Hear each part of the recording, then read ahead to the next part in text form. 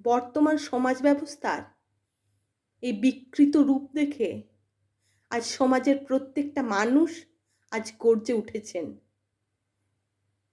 সাধারণ মানুষ থেকে বিভিন্ন সেলিব্রিটিরা, লেখক থেকে গায়ক, প্রায় প্রত্যেকটি মানুষই তার নিজের ভাষায় প্রতিবাদ জানাতে শুরু করেছেন এই সমাজের বিরুদ্ধে। নারীদের অত্যাচারের কাঠগড়ায় দাঁড় করিয়ে সমাজ আজ নিজেদেরকে যে পর্যায়ে নামিয়ে নিয়ে এসেছে, সেখান থেকে নারী স্বাধীনতা এবং বস্তুতপক্ষে নারীর অধিকার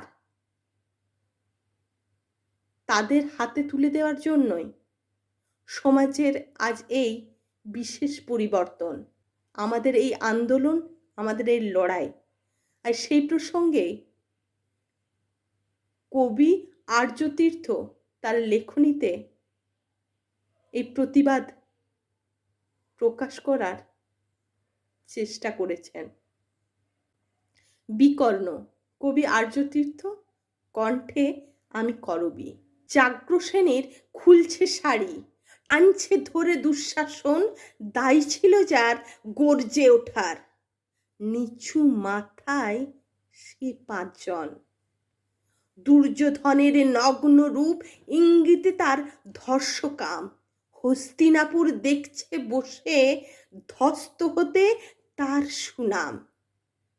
অন্ধ রাজা সিংহাসনে আর্ত চেঁচান বৌমা তার, নিজের দলের নির্যাতনে সব রাজা হন নির্বিকার। কর্ণ বসে হাসছে হাহা, রাজার দলের লোক তো সে, শর্তবিহীন সমর্থনে আবোধ আরাম সুখ বসে।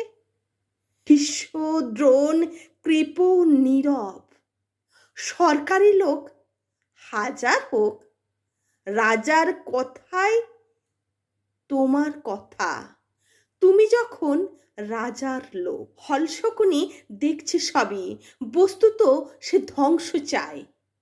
ঘরের মাটি লাল হয়ে যাক দেশ বিভাগের যন্ত্রণায়। সুশীল সভায় ঘটছে যখন রাজ অপরাধ জঘন্য, তখনই তার বিরোধে চেঁচিয়ে ওঠেন বিকর্ণ। বিকর্ণ নন কেউ কেটা লোক, 100 ভাইয়ের একজনা। তেমন করে এর আগে কেউ তার কথাটা জানত না। যতুগৃহে কারেনি রা, অন্তত তা নেই লেখা। ভীমকে যখন বিষ খাওয়ালো, তখন তার নেই দেখা। কিন্তু যখন প্রকাশ্যেতেই কাড়ছে নারীর আভ্রুকেও, স্তব্ধ জিভের চুপ সাগরে বিকর্ণ হন একলা ঢেউ। চেঁচিয়ে ওঠেন রাজার কুমার যুবরাজের বিরুদ্ধেই মহাবলী পাণ্ডবেরাও, তখন গলায় সে সুরটি নেই। রাজাও যখন নীরব থেকে সাই দিয়ে যায় ধর্ষণে, ঠিক তখনই সমস্ত যুগ বিকর্ণদের সুর শোনে। আমরা যারা কিচ্ছুটি নই, একটা মোটে ভুট কেবল, অত্যাচারের সামনে এলে সঙ্গী শুধু চোখের জল। পোষ্যভাবে জাবনা চেবায় অন্ধ এবং নিকর্ণ। প্রার্থনা থাক আমরা যেন একবার হই বিকর্ণ, প্রার্থনা থাক আমরা যেন একবার হই বিকর্ণ।